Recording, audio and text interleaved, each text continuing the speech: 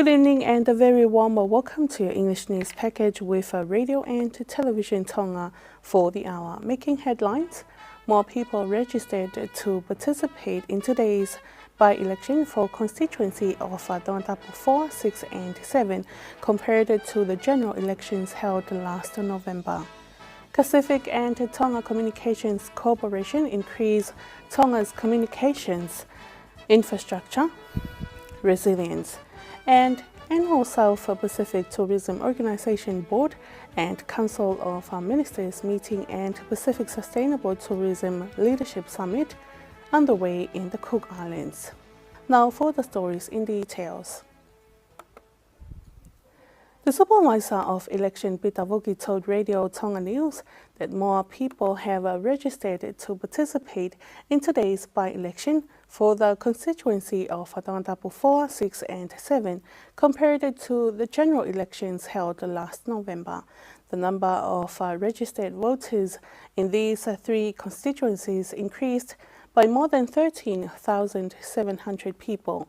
Tongatapu 4 has 4,331 voters, Tongatapu 6 with 4,798 and 4,612 voters in Tongatapu 7.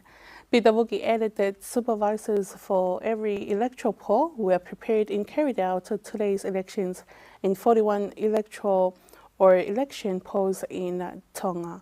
Vuki hopes that today's elections will be conducted peacefully and appropriately.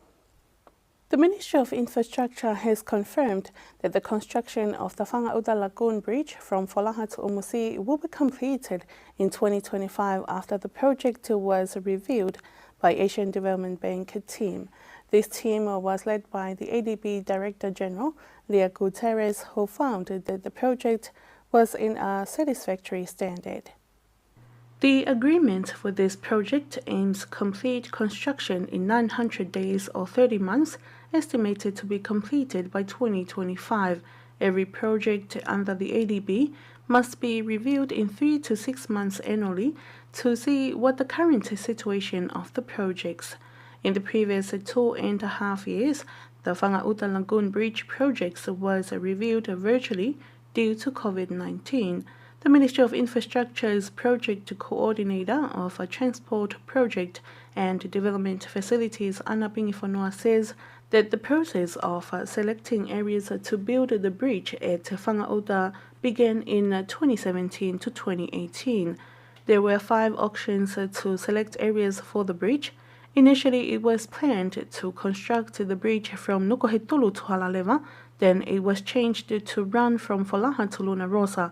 Then it was decided to run from Kauai to Popua, then Nuku'alofa to Siasia or Popua, before it was decided it would run from Folaha to Umusi. However, the ADB had to look at justifications from these auctions on an economic, social and environmental perspective.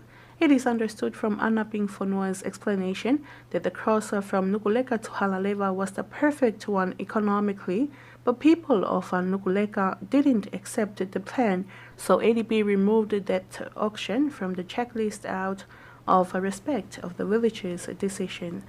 The government and ADB selected the auction for the bridge to cross from Folaha to Umusi due to the population of people living in nearby villages in these areas.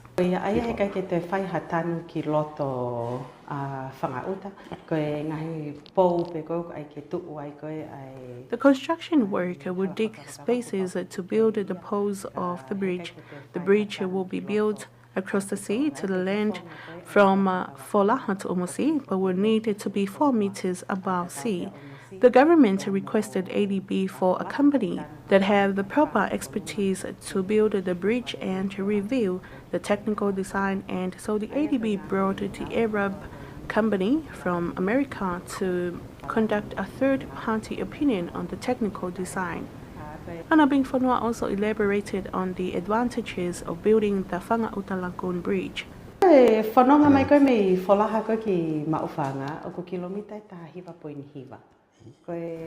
Traveling from Folaha all the way to Maufanga is 19.9 kilometers, and it is estimated that a bridge will allow people to only travel 4 kilometers.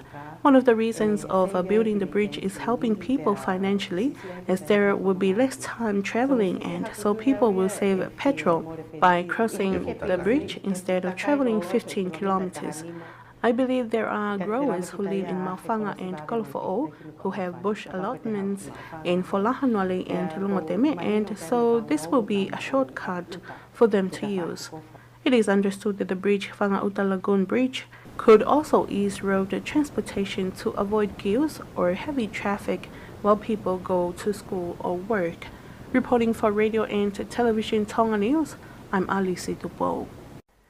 Tonga is highly susceptible to natural disasters but now has a wider and more resilient communications infrastructure under an agreement between Tonga Communications Corporation or TCC and Pacific, a satellite-based mobile backhaul solution that will improve connectivity in underserved areas together with an enterprise-level backup service, which will help mitigate the impacts of future outages. Mark Ake with the details.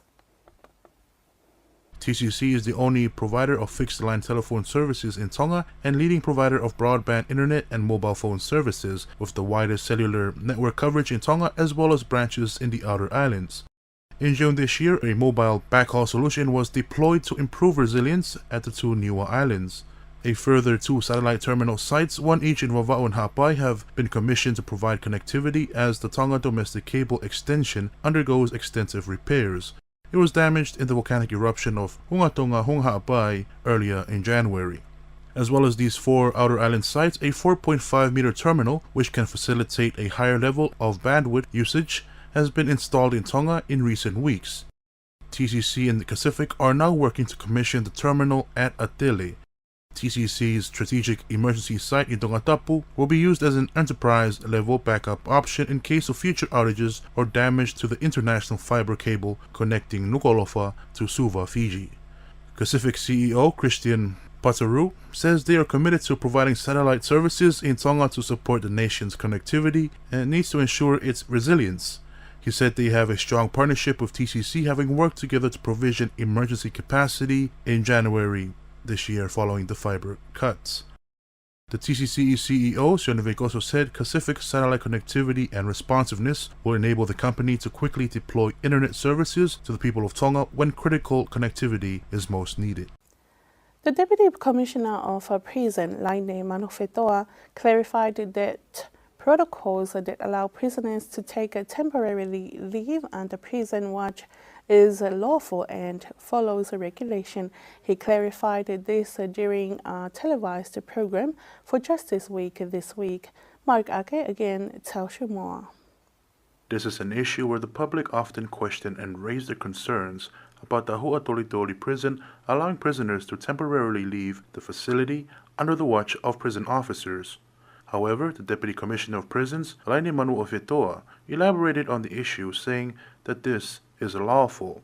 He explained that in 2010, there was no law or regulations that allowed prisoners to leave under the custody of a prison officer. However, in the same year, Cabinet approved a law to allow prisoners to do so.